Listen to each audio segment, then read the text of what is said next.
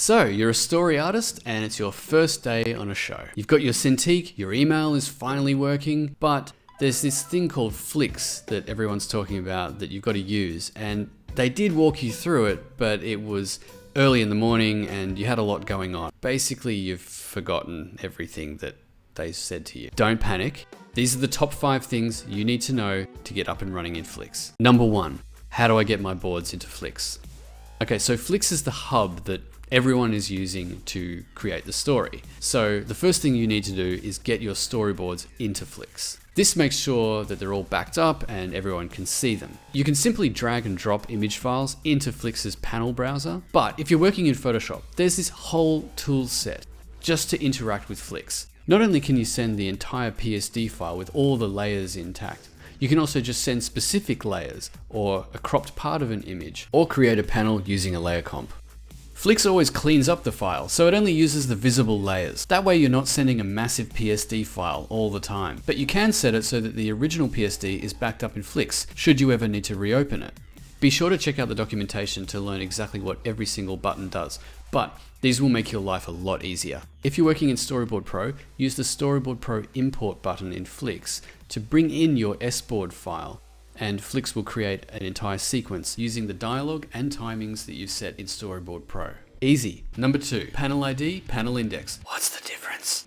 Each panel in Flix has a unique ID, which will never change, to ensure everyone in the production is referring to the same panel. If you were to swap the positions of 2 panels, for example with IDs 30 and 39, then their unique IDs would be in this order, 39 and 30. The number next to the panel ID is the panel index. This indicates the position of the panel within a sequence revision. This number, unlike the panel ID, will change based on the position of the panels, and will therefore always be sequential. In the preferences, you can swap the position of the panel ID with the panel index. Go to Panel Browser, swap panel ID with index. The panel index is now shown front and center, while the panel's unique ID is still visible here.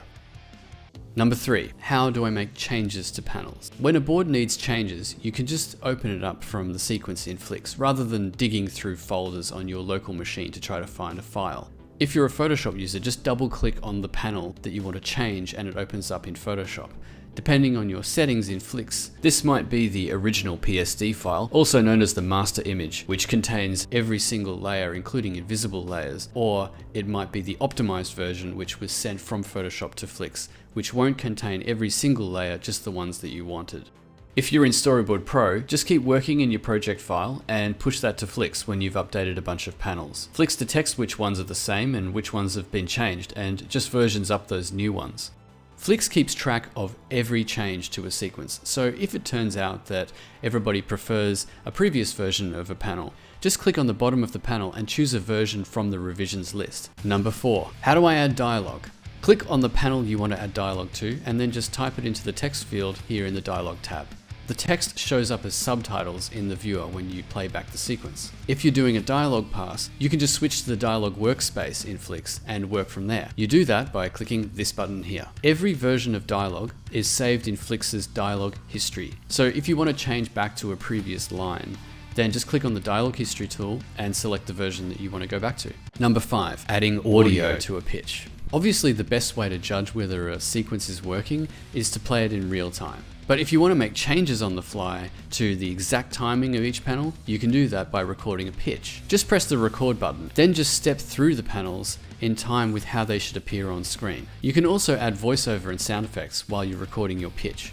Just need a microphone. Another neat little trick here. Press A on the keyboard to add a silhouette of an audience at the bottom of the viewer. This is an old editor's trick, but it helps remind you of what the end goal is. Screenings can be brutal, embarrassing, but they're always helpful, because there's just nowhere to hide if a story beat isn't working. So once your sequence is at a stage where you're ready to screen it for your team, you can click here to play it in pitch mode.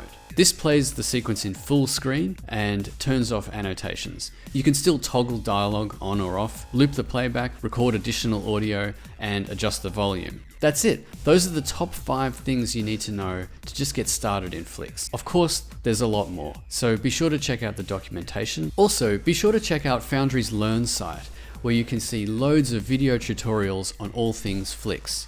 Good luck.